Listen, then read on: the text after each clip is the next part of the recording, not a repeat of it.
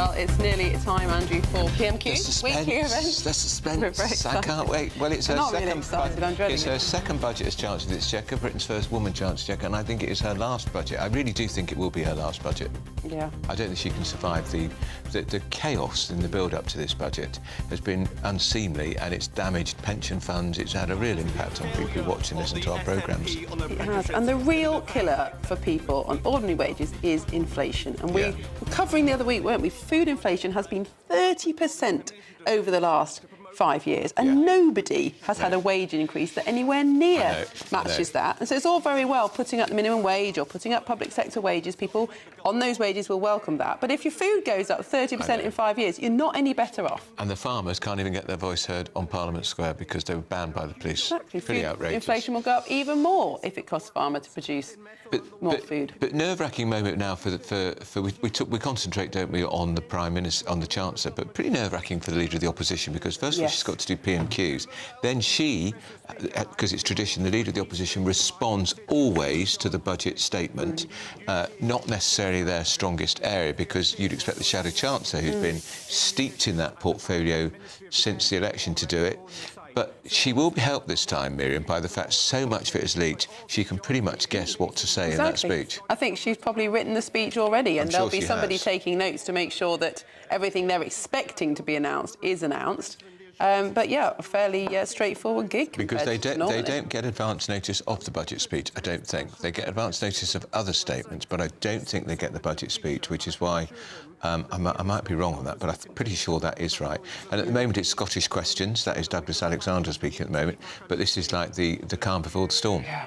But the chamber is rammed packed. Did you used to get in early for the budget so you could get a seat? Yes, absolutely. And the way it works is you go into the chamber early in the morning, so as early as you can get there, 8 o'clock, let's say, and you take what's called a prayer card, which is about the size of a business card, and you write your name on it, and then you put it in the slot behind the seat where you want to sit. So I don't think you can see on the footage at the moment, but behind every 50 centimetres or so along the green benches is a little slot where you can put your card in the wood at the back, and that reserves your seat for the day, and no one else can sit there. And what happens is the doorkeepers, the people who stand at the doors of the chamber, come round at about 11 o'clock in the morning. They take all those cards out and they put them on the seat.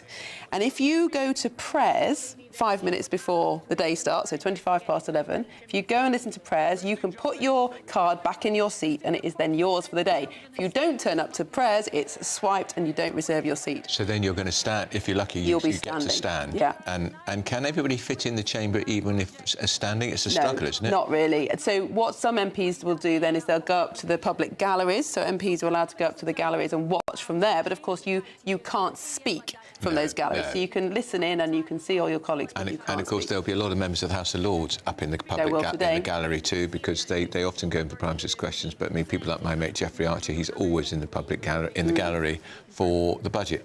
If you remember the House, why wouldn't you? Because you've got a privileged seat, and it's well, I think we're going over to the Commons now because the Speaker is now calling the Prime Minister's questions. And stay with us. Stephen's term as High Commissioner comes to an end. We wish him all the best in retirement and thank you for what you've done in the UK. We now come to questions to the Prime Minister. Rachel Hopkins. Question 1, Mr. Speaker. Mr. Speaker, can I begin by confirming your remarks about Stephen, who's in the gallery, as I understand it. He's been an incredible servant and a good friend to the United Kingdom, and we wish him well in everything he does in the future. Mr. Speaker, today's budget will be a Labour budget with Labour values to deliver for the British people's priorities. Mr. Speaker, I know what it feels like to sit around the kitchen table worried about bills that can't be paid. That's why this budget is for families that I know today are equally worried about the cost of living. That's why we're rolling out free breakfast clubs, free childcare and free school meals. And today we'll be going further to deliver the change we're elected to bring about. Cutting NHS waiting lists, cutting the national debt and cutting the cost of living.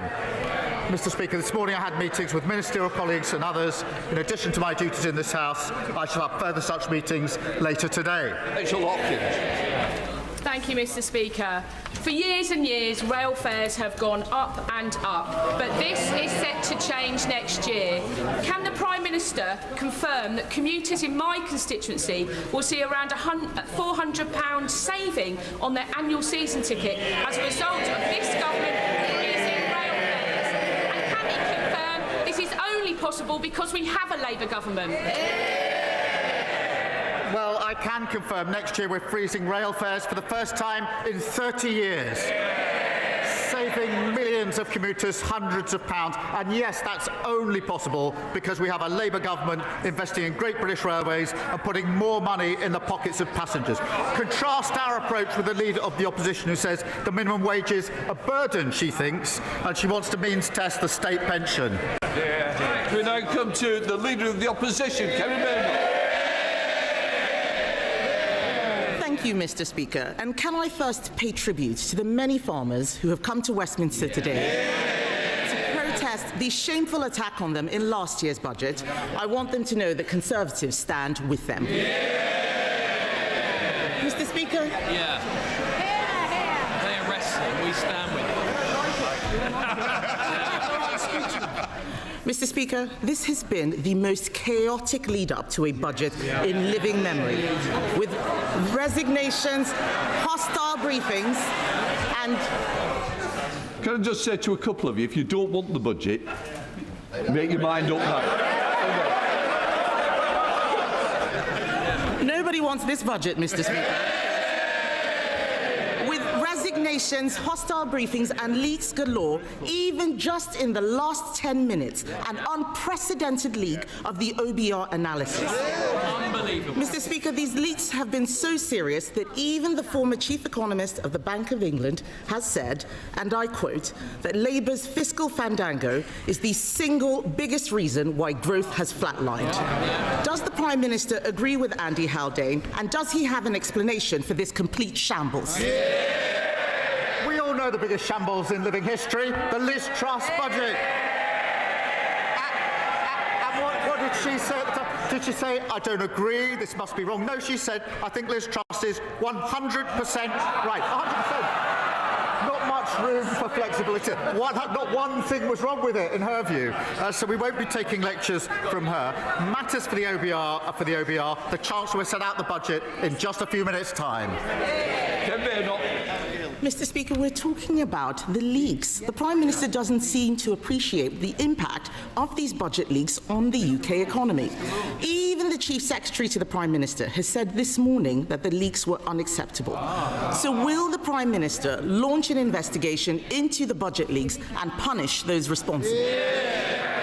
Mr. Speaker, it's literally about 25 minutes before the budget will be set out in all, where we'll take further decisions. The Chancellor will set it out, but thanks to the decisions she's already taken, we've got 5 million extra NHS appointments, waiting lists are coming down, mortgages are cheaper, we've expanded free school meals. That's 100,000 children lifted out of poverty, a moral mission for this government. Compare that to the record opposite any day of the week. Mr. Speaker, he talks about the decisions she's already taken. If they were that great, we wouldn't have all those farmers outside protesting. He doesn't want to talk about leaks, but we can see that the chaos in Number 10 is having real-world consequences. Instead of focusing on the economy, they've been fighting like rats. Several journalists reported that Number 10 sources had briefed against the Health Secretary and other senior cabinet ministers. The Prime Minister then told us that these briefings did not come from Number 10. Will he repeat on the floor of the House the claim that none of his advisers has briefed against members of the Cabinet? Prime Minister. Mr. Speaker, I've been really clear about this. No one in Number 10 has briefed against Cabinet ministers. And the Health Secretary is doing a fantastic job. He stood before the electorate just before the last election. He said we'd deliver 2 million extra appointments for the NHS in the first year of a Labour government. There he is. What did he do? Not 2, not 3, not 4, but 5 million extra appointments for the NHS. They don't understand this language, Mr. Speaker, because they left everything absolutely broken. Mr. Speaker, the Prime Minister expects us to believe him. No one does. We all know that he did not have a serious leak inquiry. What he did, Mr. Speaker, was he asked Morgan McSweeney to investigate Morgan McSweeney, and then Morgan McSweeney discovered that Morgan McSweeney was innocent. All of this calls into question the Prime Minister's judgment. All of this calls into question the Prime Minister's judgment. We read this weekend that he wants the former Deputy Prime Minister back in his cabinet. He must have forgotten that she had to resign only a few months ago for tax evasion. When did the Prime Minister decide that lawbreakers can be lawmakers?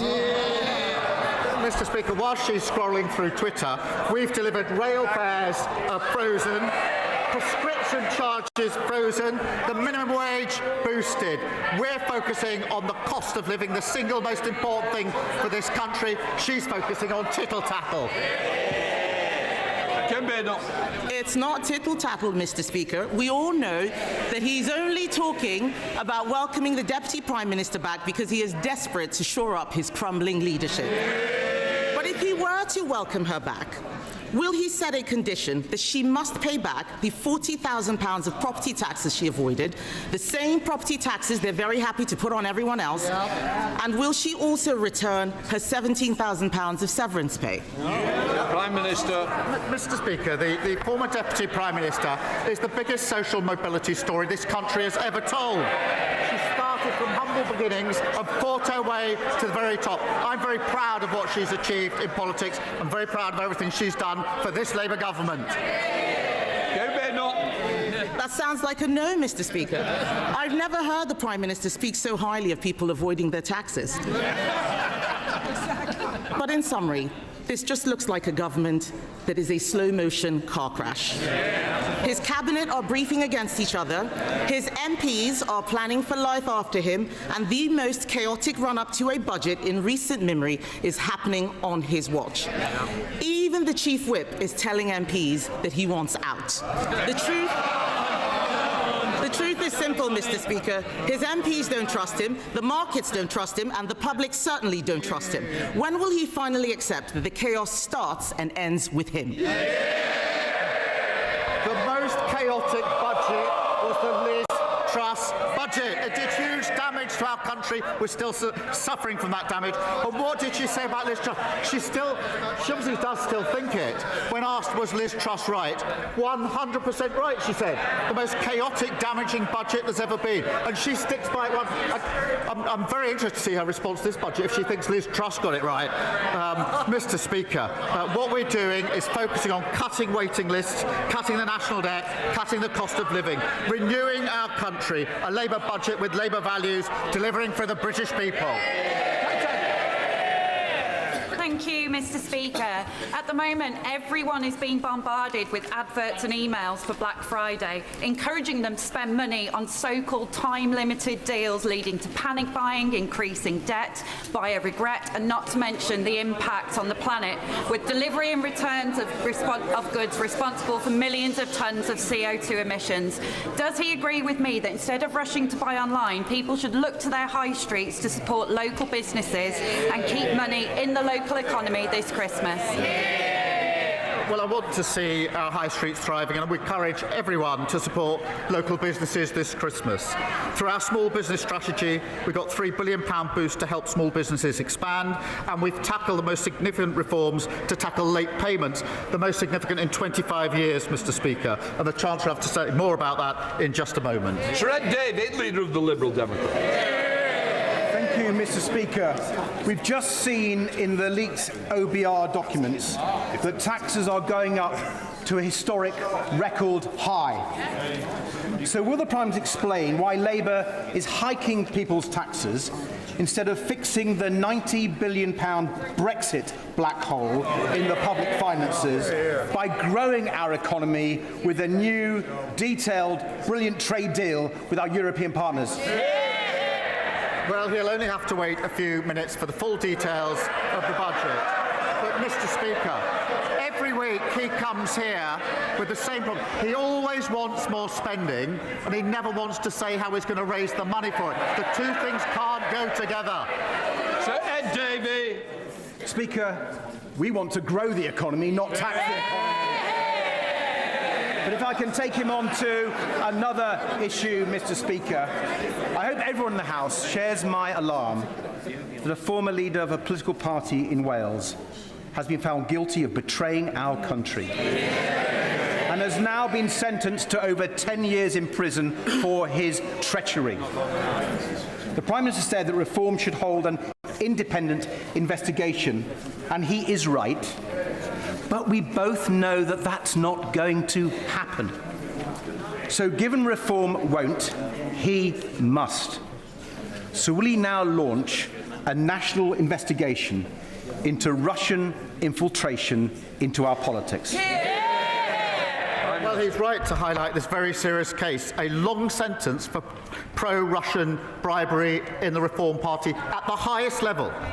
You would think a leader of a political party would want to get to the bottom of that and ask the question, how on earth did that happen in the Reform Party? And what other links are there between Reform and Russia? But no, the leader of Reform doesn't want to do it because, Mr. Speaker, we know he doesn't want to know the answer to the question because Reform is riddled with pro-Putin propaganda.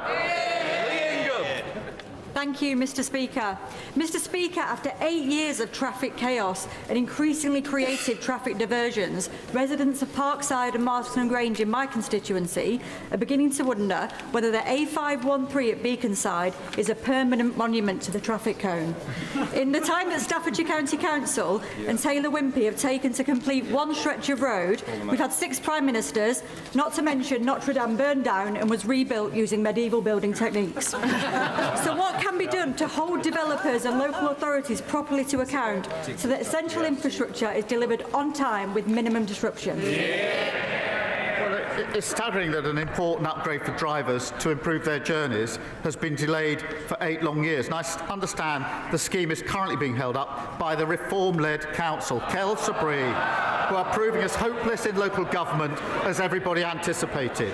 Mr. Speaker, we've invested £24 billion in our roads, and I call on Staffordshire Council to end the delay, get on with the job, and get this scheme started for her constituents. Alison Bennett. Thank you, Mr. Speaker. University Hospitals Sussex currently have 350 people, well enough to go home, but occupying beds. That is the same number of beds as in Princess Royal Hospital in Haywards Heath in my constituency. The reason they can't go home is because there is no social care package for them to go to. This is terrible for them, puts strain on the trust, and is ruinous to the taxpayer. Given there is no urgent plan to reform social care, what is the Prime Minister's plan to bring them home for Christmas? Well, as she knows, we are reforming social care, and I've asked Baroness Casey to lead on that. And she's had the first of her cross-party meetings to build consensus, which is obviously what we need on this. As I've said out a number of times, the first phase will report in 2026, so we can reform as we go on. There will obviously be a phase after that. And I remind the House we've already boosted social care funding by £3.7 billion. Record increases also to the carers allowance and £500 million for the first ever fair pay agreement to properly recognise and reward carers. Luke Kirkhouse. Thank you, Mr. Speaker. Is the Prime Minister aware that because of the decision by Reform's Durham County Council to scrap support introduced by Labour in 2013, a typical working family in Stanley will be £170 worse off? How would the Prime Minister contrast the values of this Labour government with a Reform Party dividing our country and hitting working people in their pockets? Well, I thank him for raising this. The more we see of Reform, the more we see their true colours. In this case, making people £170 worth off. But their true colours also in relation to the member for Clacton. His explanation, Mr. Speaker, in recent days, in relation to the stories about what he may have said in the past, is unconvincing to say the least. He says he never engaged with racism with intent. With intent. What does that mean? Didn't engage with racism with intent. I have no doubt that if a young Jewish student was hissed at to mimic the sound of a gas chamber, they would find it upsetting. He may want to forget that, They won't. He clearly remembers some of what happened. He should seek those people out and go and apologise to them. Thank you, Mr. Speaker. Lewis, not his real name, is an Eastbourne boy with special educational needs who was left traumatised after his passenger assistant relentlessly and brutally restrained him on his home-to-school transport. It only became clear to Lewis's mum, who is in the gallery today, what happened on that day when he returned home visibly distressed and bruised. And that's because, shockingly, there is no statutory requirement to report incidents of physical restraint on school transport, nor national training standards. So will the Prime Minister address this loophole in his upcoming SEND reforms to ensure that SEND's children in Eastbourne and beyond can travel to school with the safety and dignity that they deserve? Well, can I say to him and to Lewis's mum, who's with us, that incidents like that should not be happening. I know that he's met, I think, with the Education Minister to discuss this. Every child should have tailored support, including on transport to school, and I can reassure him and Lewis's mum that that principle will be central to our reforms. Jenny Riddle-Carpenter. Thank you, Mr. Speaker.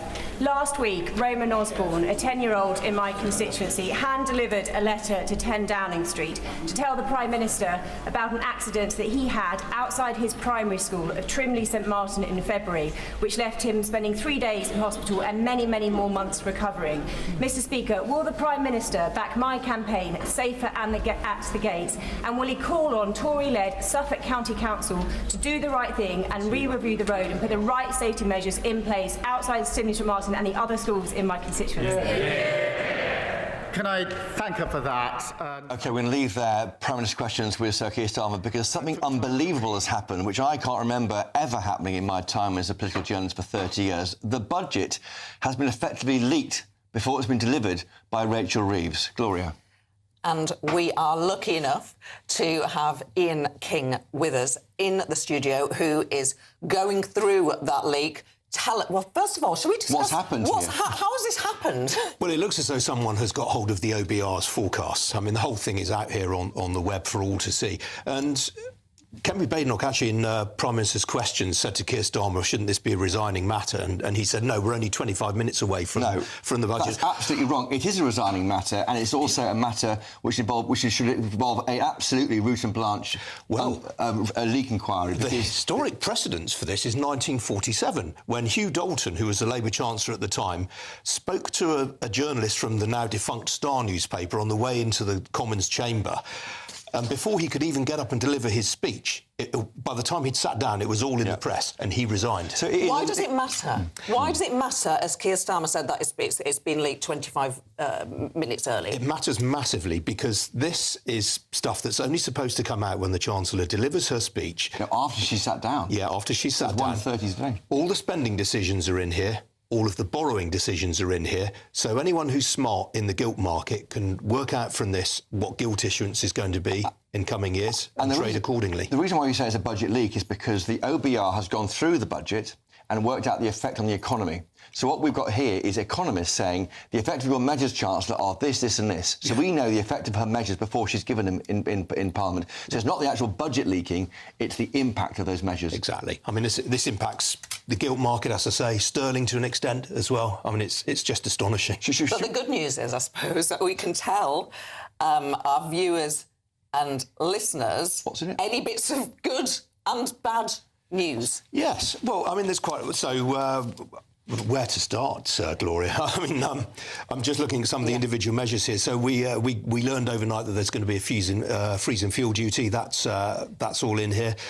There's going to be a high-value council tax surcharge, as they're calling it. So, mansion tax. So properties. Don't worry about. I think most people wouldn't have to worry about this. Properties over £2 million. They're going to get hit with an extra surcharge that will raise £400 million, according to this. There's going to be. I mean, the big headline for me. We've been talking about about a freeze in thresholds, and everyone was assuming that was going to be 2 years. According to this, it's 3 years from 2028 to 29, so beyond the next general election. That, according to the OBR, is going to raise £8 billion for the Treasury.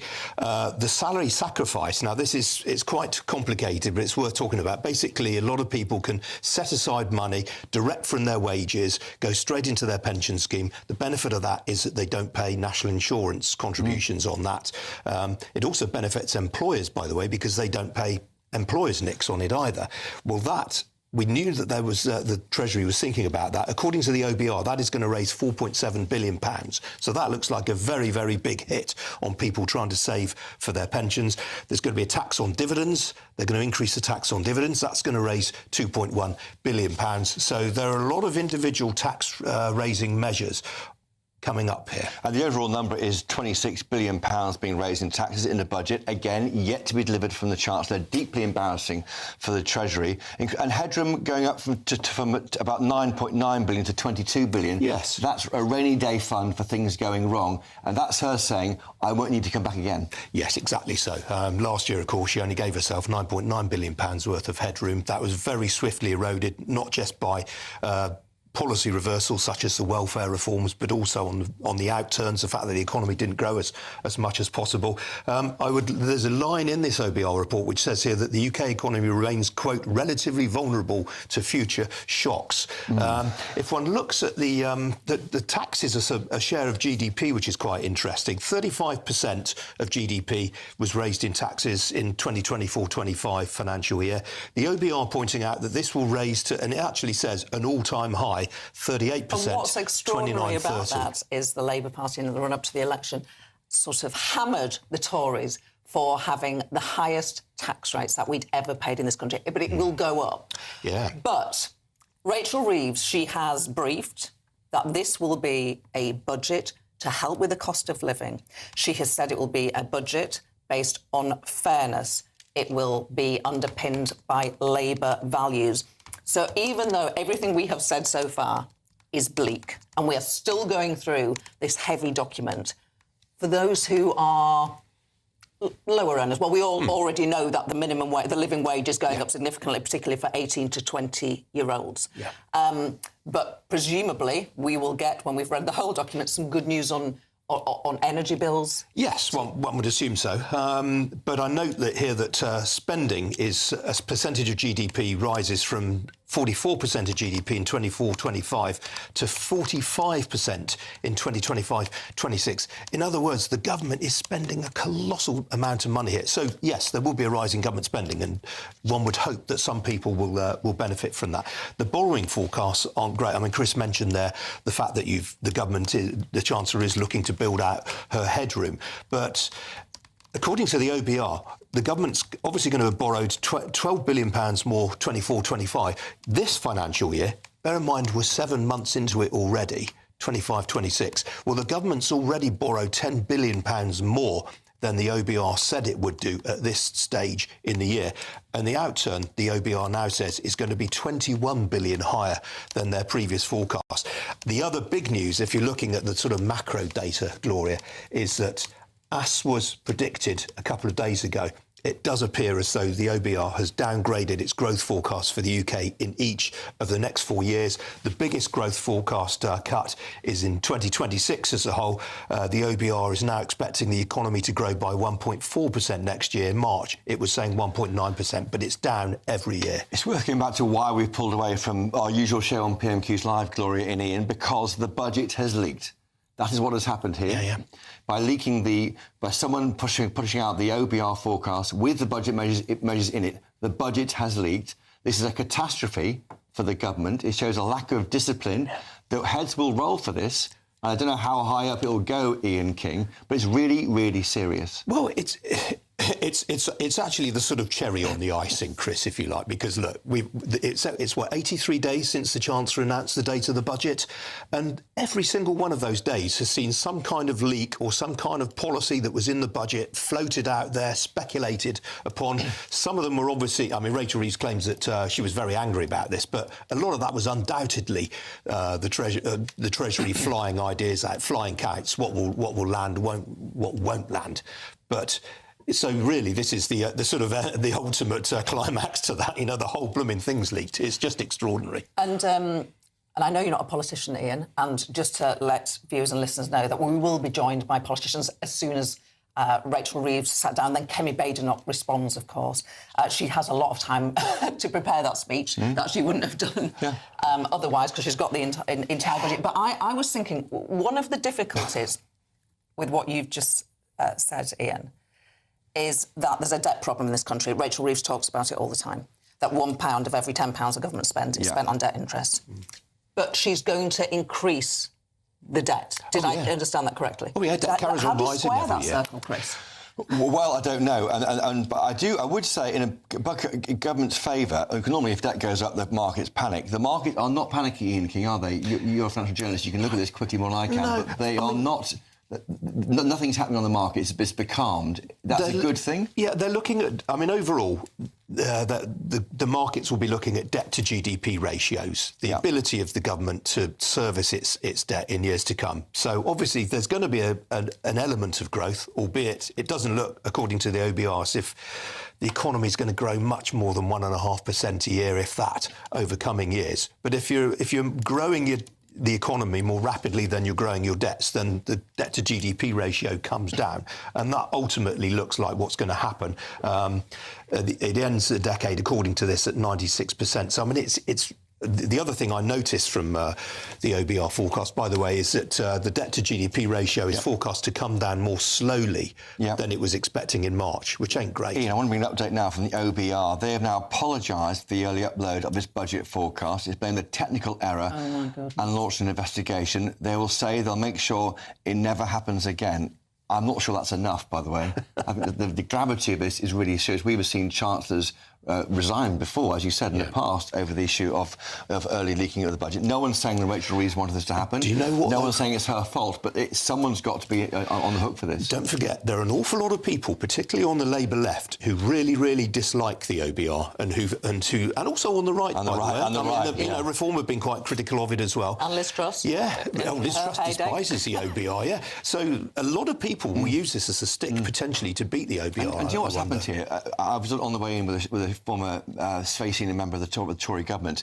They were saying it's a nightmare today for Kemi Badenoch because she has to respond in real time as a speech is delivered, and she won't see the OBR forecast or the Red Book until as she's speaking. But now she's had a 90-minute window. It's a gift from heaven. She can go through the exact numbers. And we're now at the final question of Prime Minister's question. So shortly, we'll be changing over. The Speaker will change chairs and bring in the Chairman of the Ways and Means, I think is Dame Caroline Noakes. She'll take over as Speaker for the budget. It's a weird title, isn't it? But the big Speaker cannot preside over a budget for historical reasons, which we neither know or care that much. But that's what's going to happen after Prime Minister. That's right. And Ian King, your final thoughts before we go to the budget. OK, well, I've just delighted on this paragraph in the OBR thing. Over the medium term, the cost of these measures, which we're about to hear, is more than offset by a wide-ranging set of changes to tax policy, which raise receipts and lower borrowing by £0.7 billion in 2026-27, rising to £26.1 billion by 29-30. As a share of GDP, the policies in this budget deliver the third largest medium-term tax increase since the OBR was established in 2010, after the March 2021, the pandemic budget, and the October 2024 budgets. Rachel Reeves Ian King, thank you. Let's change over now in House of Commons there, Gloria. We can see on our screens. Yes, it's always... There's not enough room in there today. It is Nasrani. It's Nasrani. Here comes the Chancellor, but we know what's in it. Stay with us. Madam Deputy Speaker, this morning we have seen an unprecedented leak of the OBR's Economic and Fiscal Outlook report before the budget. This report contains market-sensitive information. It is utterly outrageous that this has happened, and this leak may indeed constitute a criminal act. In Prime Minister's questions, the Leader of the Opposition asked the Prime Minister about this leak, but he refused to answer her question. So, Madam Deputy Speaker, please can you advise this House what steps are at its disposal to force a leak inquiry into this matter? And would it be possible to ask the Table Office to distribute copies of the report given to the House, given that everybody outside of this House has already had the opportunity to read it. Order! This is not a point of order for the Chair. The Chancellor is about to make her budget statement, and I expect members and their constituents wish to hear from the Chancellor directly. However, before I call the Chancellor to speak, I nonetheless wish to make a short statement. For a number of weeks, and yet again yesterday, there have been extensive briefings to the media on the government's fiscal policy and public finances. This disappointing trend in relation to budget briefings has been growing for a number of years under successive governments, but appears to have reached an unprecedented high. Weeks ago, we saw the Chancellor delivering a speech in Downing Street, setting the scene for the budget, as well as specific policy announcements being briefed out to the media in advance of today's financial statements. I don't need any help. And just a moment ago, it seems the OBR analysis has also appeared online. This all falls short of standards that the House expects. The premature disclosure of the contents of the budget has always been regarded as a supreme discourtesy to this House and to all the democratically elected members, not to mention to Mr. Speaker and to myself, the Chairman of Ways and Means. The government's own ministerial code cannot be clearer, as set out in paragraph 9.1. When Parliament is in session, the most important announcements of government policy should be made in the first instance to Parliament. Mr. Speaker has always upheld the rights of this House and its members to be treated with respect and to be the first to hear major government policy announcements on behalf of their constituents. As Chairman of Ways and Means, I have responsibility to oversee the House's consideration of the budget statement and the ensuing resolutions, which are described in Erskine May paragraph 36-33 as the most important business of Ways and Means in this House. I want honourable members on all sides of the House to have adequate opportunity to hold the Chancellor to account, rather than hear and read about new policies on a daily basis in the media. And like many, I also expected better. Before I call the Chancellor of the Exchequer, I remind honourable members that copies of the budget resolutions will be available to them from the vote office in members' lobby at the end of the Chancellor's statement and online. Shh. I also remind honourable members that interventions are not taken during the Chancellor's statement, nor during replies to the Leader of the Opposition or the Leader of the Liberal Democrats. I call the Chancellor of the Exchequer.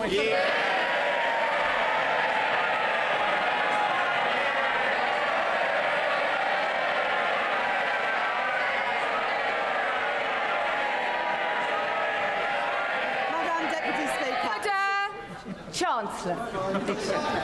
Madam Deputy Speaker, it is my understanding that the Office of Budget Responsibility's Economic and Financial Outlook was released on their website before this statement. This is deeply disappointing and a serious error on